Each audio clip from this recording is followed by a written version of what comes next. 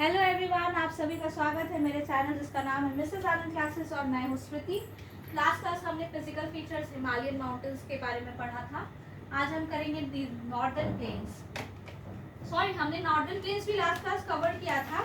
आज हम लोग स्टार्ट करेंगे दी पेनिनसुलर प्लेट्यू। ठीक है, थर्ड सिक्स हमने फिजिकल फीचर्स के बारे में डिस्कस किया था, तो डिटेल में डिस्कस करेंगे आज थर्ड से, that is the peninsular plateau. Okay,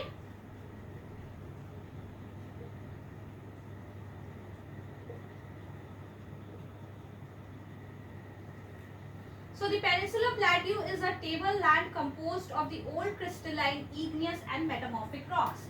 So peninsular plateau कौन से rocks से consist है? Igneous and sedimentary rocks. ठीक है,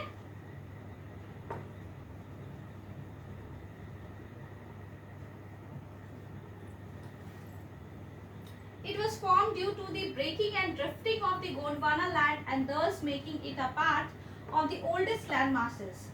The plateau has broad and shallow valleys and rounded hills. So plateau का क्या है? Shallow valleys and rounded hills है. ठीक है, important point. Shallow valleys, rounded hills. Okay. The plateau consists of two broad divisions, namely the Central Highlands and the Deccan Plateau. सी, तो इसका दो main part है पेनिनसुलर प्लेट्यू का। First one is the central highlands. Okay, central highlands है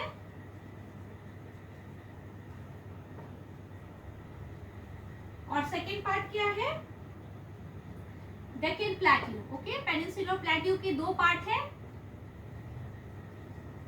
peninsular plateau के दो part है में दो पार्ट में ये डिवाइड है peninsular plateau. The first one is central highlands and the second part is Deccan plateau. Okay, the part of the peninsular plateau lying to the north of the Narmada river covering a major area of the Malwa plateau is known as the central highlands. So central highlands कौन सा region है?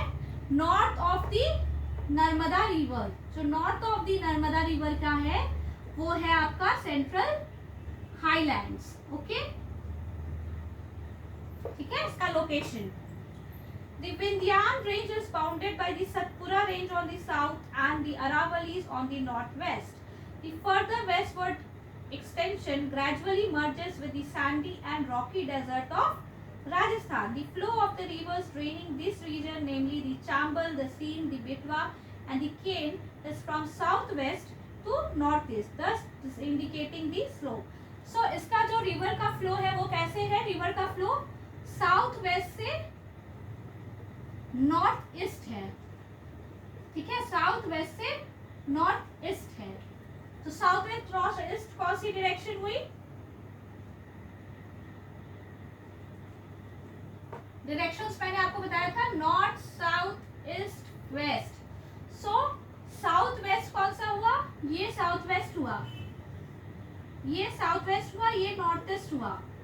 तो ये इस type का slow बन रहा है, साउथ वेस्ट से नॉर्थ ईस्ट। सबको समझ में आ रहा है? इस डायरेक्शन में रिवर फ्लो कर रहा है। कौन कौन से रिवर्स है?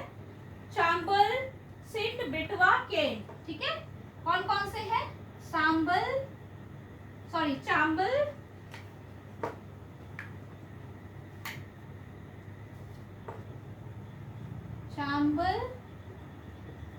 केन, बेटवा और एक कौन सी है? सिंध। ठीक है, ये चार रिवर फ्लो करती है। The central highlands are wider in the west but narrower in the east. So जो सेंट्रल हाईलैंड है वेस्ट में, मतलब दिस साइड में वो वाइडर है और इधर नैरो है, मतलब पतला है। ठीक है, तो इस तरीके का इसका डायरेक्शन है। The eastward extensions of this plateau are locally known as the Bandelkhand and the Baghelkhand. So इसका जो ईस्ट एक्सटेंशन है, ईस्टवर्ड जो एक्सटेंशन है उसको क्या बोलते हैं? दो नाम से, दो में डिवाइडेड है, बांडलखंड एंड बांगलखंड। ओके, द छोटा Nagpur plateau marks further eastward extension drained by the Damodar river. इसके फर्दर जाएंगे बांडलखंड एंड बांगलखंड के, तो क्या है आपका? दी छोटा हाईलैंड्स का डिस्कशन शॉर्ट में, ओके, डिटेल में एक्चुअली। अब हम लोग पढ़ेंगे डेक्कन प्लेट्यू का।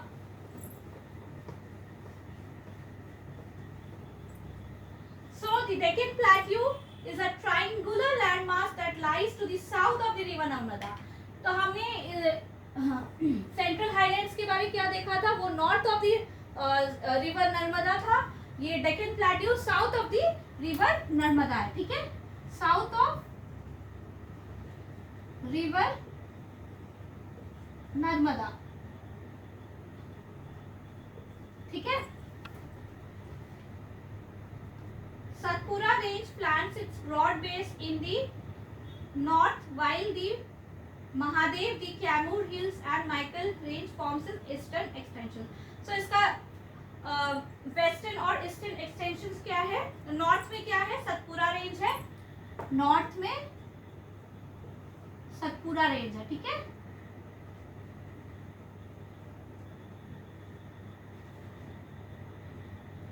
ईस्ट में Kaimur hills, Mahadev and the Michael range है। The Deccan Plateau is higher in the west and slope gently eastwards. So Deccan Plateau क्या है? वेस्ट साइड में ज्यादा हायर है, ठीक है। An extension of the Deccan Plateau is also visible in the northeast, locally known as the Meghalaya, Karbi and Long Plateau at North Kakar Hills. It is separated by a fault from the छोटा Nagpur plateau. सो छोटा Nagpur plateau कहाँ पे था? Eastward extension था किसका? The central highlands. तो ये Chota Nagpur plateau से this that is the three prominent range hill ranges जो है वो it is separated by a fault. So जो डेक्कन प्लेट्यू है एक फॉल्ट से सेपरेट हुआ है छोटा नागपुर प्लेट्यू से। सो एक्सटेंशन जो डेक्कन प्लेट्यू का नॉर्थ ईस्ट में है वो क्या क्या है? उसको क्या बोलते हैं? मेघालय बोलते हैं, ठीक है, मेघालय बोलते हैं, कार्बी बोलते हैं। सो इसका जो नॉर्थ ईस्ट एक्सटेंशन है वो क्या बोला जाता है? डेक्कन प्लेट्यू का नॉर्थ ईस्ट एक्सटेंशन मेघालय के नाम से जाना जाता है, ठीक है, Meghalaya. So it is known as the Meghalaya. Karbi Anglong plateau है इसका, कार्बी एंगलोंग प्लेट्यू।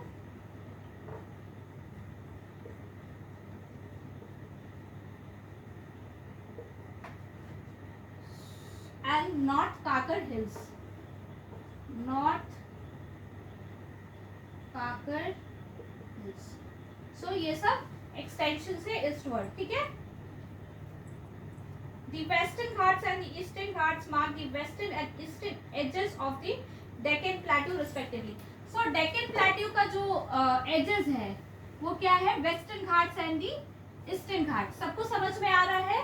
अगर आपको अच्छी लग रही हो वीडियो, इन्फॉर्मेटिव लग रही हो, मेरी एक्सप्लेनेशन आपको समझ में आ रही हो, तो काइंडली सब्सक्राइब बटन जाके फटाफट से प्रेस कर दीजिए और मेरे चैनल को सब्सक्राइब कर दीजिए और ज़्यादा से ज़्यादा अपने फ्रेंड्स के साथ भी शेयर कीजिए, ठीक है। चलिए आगे देखते हैं। तो the western Ghats and the eastern Ghats इसका एजेस है, ठीक है, edges of the Deccan plateau. वो क्या है? Western Ghats and Eastern Ghats, ठीक है। Western Ghats parallel to the western coast. They are continuous and can be crossed through passes only. The Thal, Bhor and Pal Ghats in the physical map. The Western Ghats are higher than the Eastern Ghats. So Western Ghats का क्या क्या features है? वो parallel किसके हैं? Western coast के. They are continuous. So Western Ghats are continuous. Important point. So they are higher than the Eastern Ghats. So Western Ghats are higher than the Eastern Ghats, okay. Their average elevation is 900 to 1600 meters as against 600 meters of the Eastern Ghats. So elevation कितना है? 900 to 1600 meters, okay. और Eastern Ghats का कितना है? 600 meters. So इसकी जो elevation है वो higher है Western Ghats की. The Eastern Ghats stretch from the Mahanadi Valley to the Nilgiris in the south. The Eastern Ghats are discontinuous. So these Western Ghats are continuous, Eastern Ghats are discontinuous. So differences between these Eastern Ghats and the western Ghats यहाँ पे मैंने discuss किया है, ठीक है। The Western Ghats cause orographic rain by facing the rain bearing most moist winds to rise along the west slopes of the Ghat. The Western Ghats are known by different local names. The height of the Western Ghat progressively increase from north to south. तो जो Western Ghats का जो height है वो कहाँ से increase करता है? Height increases from north to south, ठीक है।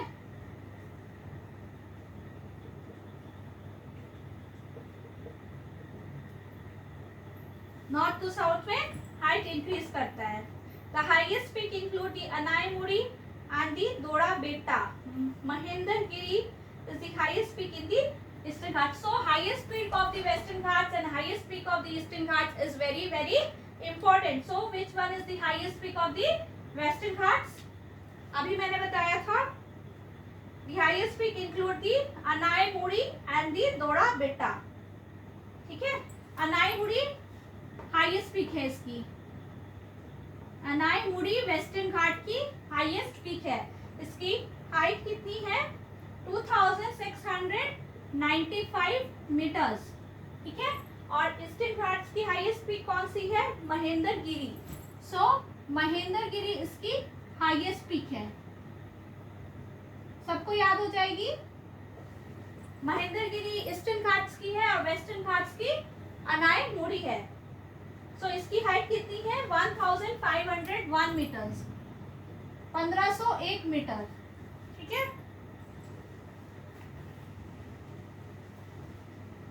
Chevroy Hills and the Jawadi Hills are located southeast. One of the distinct features of the Peninsular Plateau is the black soil area known as the Deccan Tract. So Peninsular Plateau में एक distinct feature क्या है? Black soil. Black soil की area pi जाती है, ठीक है। Black soil की एरिया उसे क्या बोलते हैं? डेक्कन ट्रैप बोलते हैं। सो डेक्कन ट्रैप क्या है? ब्लैक सॉइल की एरिया है, ठीक है। Area consisting of black soil, area consisting of black soil, that is Deccan trap. Okay, this is of volcanic origin, hence the rocks are igneous. तो जो डेक्कन ट्रैप की रॉक्स है वो कौन से है? वो igneous रॉक्स है, ठीक है। डेक्कन ट्रैप के जो रॉक्स है वो कौन से है? igneous. Okay, actually these rocks are denuded over time and are responsible for the formation of black soil. So igneous rocks are responsible for the formation of this black soil, ठीक है। The Aravalli Hills lie on the western and northwestern margins of the Peninsular Plateau. So western margin में क्या है? western margin में क्या है? जल्दी से मुझे बताइए। अरावली हिल्स है, ठीक है। अरावली हिल्स।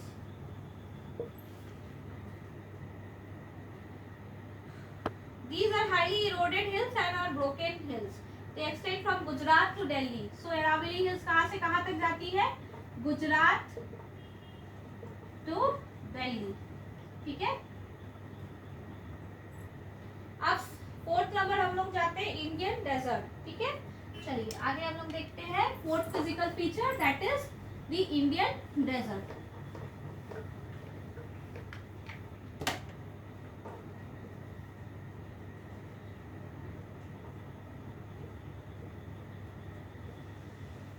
ठीक है,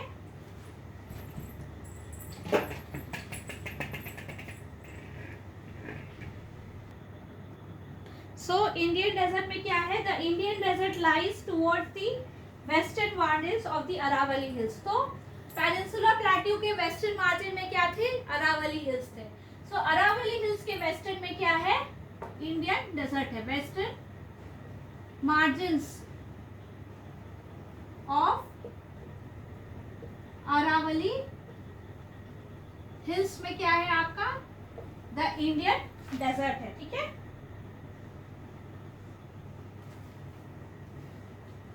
It is an undulating sandy plain covered with sand dunes. So Indian desert is covered with sand dunes.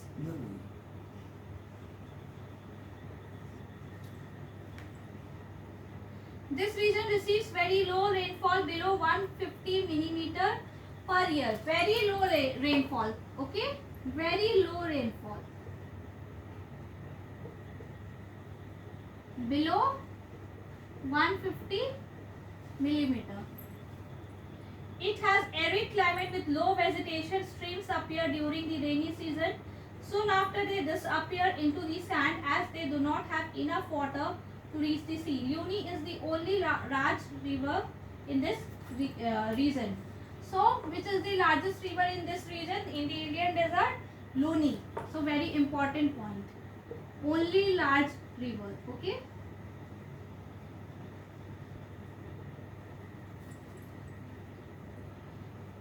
Burchell's crescent-shaped dunes cover larger areas, but longitudinal dunes become more prominent near the Indo-Pakistan boundary. So, Burchell's क्या है? crescent-shaped dunes है, ठीक है? Burchell's.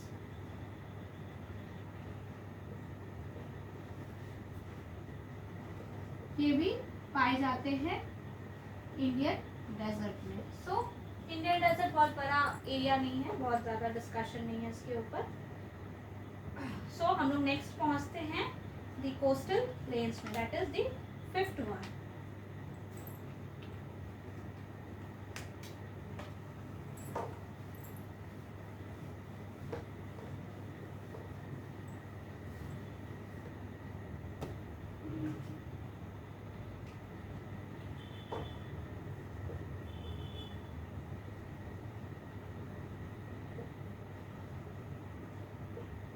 The peninsular plateau is flanked by stretch of narrow coastal strips running along the Arabian Sea on the west and the Bay of Bengal on the east.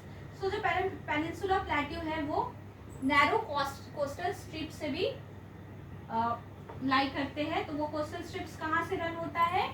Arabian सी से लेकर बे of Bengal तक. ठीक है. The western coast sandwiched between the western Ghats and the Arabian Sea is a narrow plain. So western coast है एक. Western coast किसे बोला जाता है? सैंडविच, मतलब बीच में है. किसके? वेस्टर्न घाट्स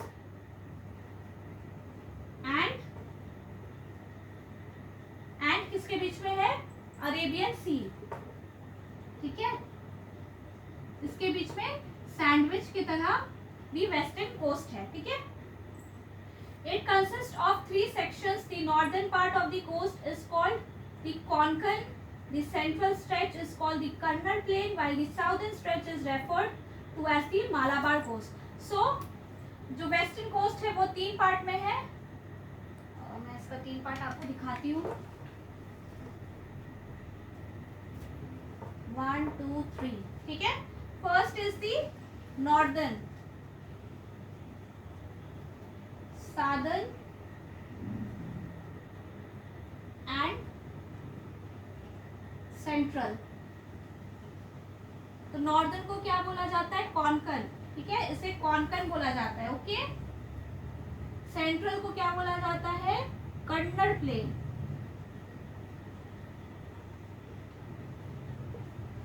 और सादर्न को क्या बोला जाता है? Malabar coast.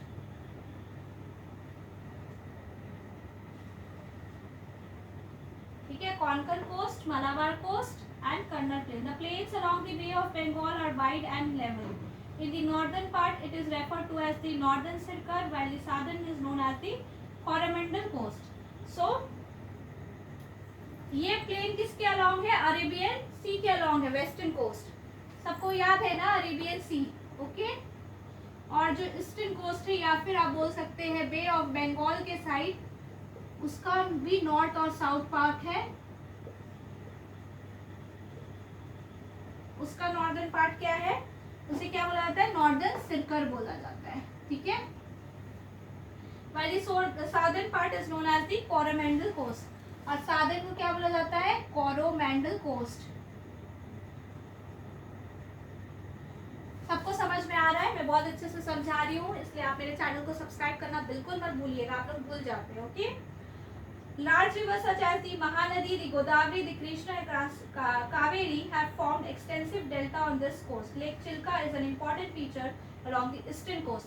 So this is eastern coast lies on Bay of Bengal and the western coast lies on the Arabian Sea.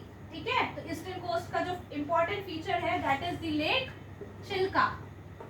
Lake Chilka is one of the important feature of this eastern coast. Okay, and large rivers like Mahanadi, Godavari, Kaveri are found in this eastern coast. So the coastal plains are also being covered. The last part is the islands. So islands हम लोग देखते हैं. The last part of the physical features of India.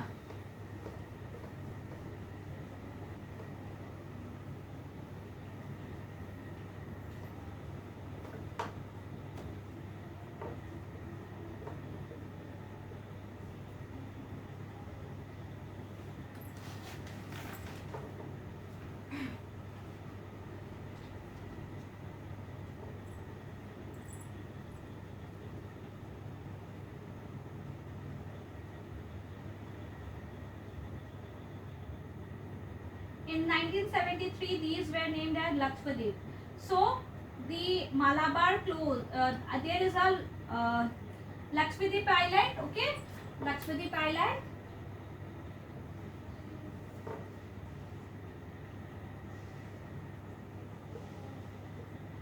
So इसकी spelling बहुत important है. Lakshadweep Island. Okay. So in 1973, these were named as Lakshadweep. Earlier they were known as Laccadive, Minicoy and Amendive.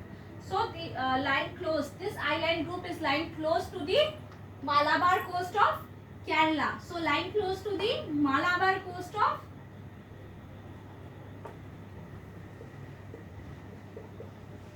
Kerala. Okay. So this consists of small coral islands. So what this consists of? Small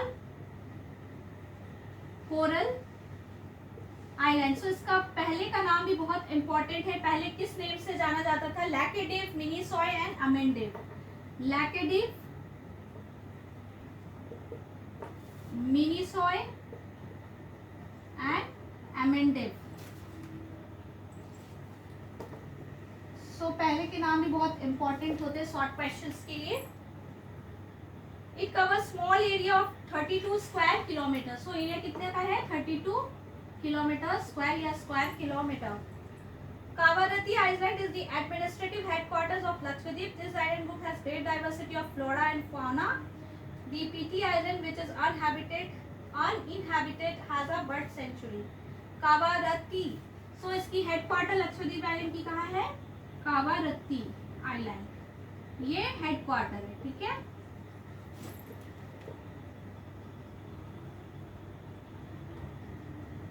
okay.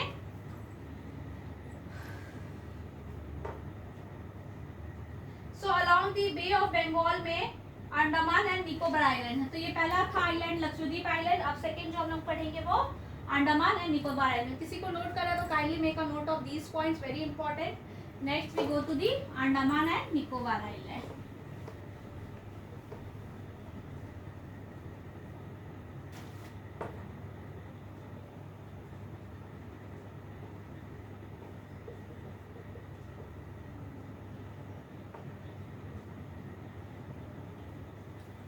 So ये बे of Bengal के side में, they are bigger in size and numerous and scattered. The entire group of island divided in two broad categories, the Andaman and the Nicobar.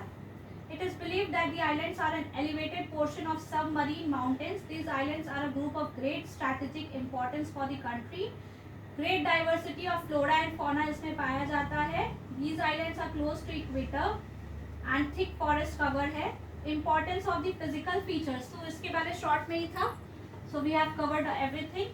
Now comes the importance of the physical features of India. So what are the importance of physical features?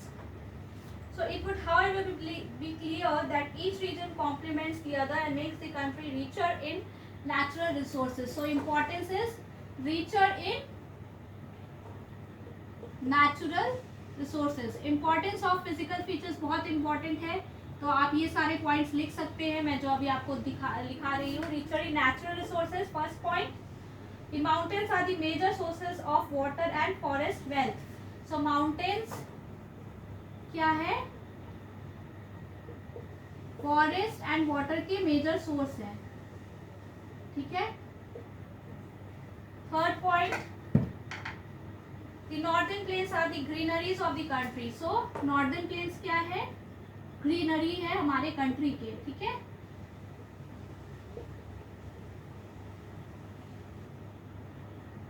Okay. They provide the base for earlier civilisation. The plateau is a storehouse of minerals which has played a crucial role in industrialization. So जो plateau है हमारा, Deccan plateau, peninsula plateau के अंदर Deccan plateau है, वो क्या है आपका? मिनरल्स. प्लेट्यूज किस लिए है? मिनरल्स के लिए.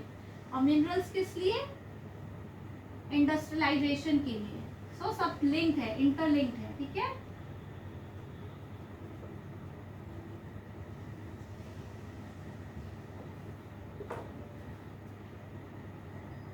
The coastal region and island groups sites for fishing and port activities. So coast and islands किस लिए?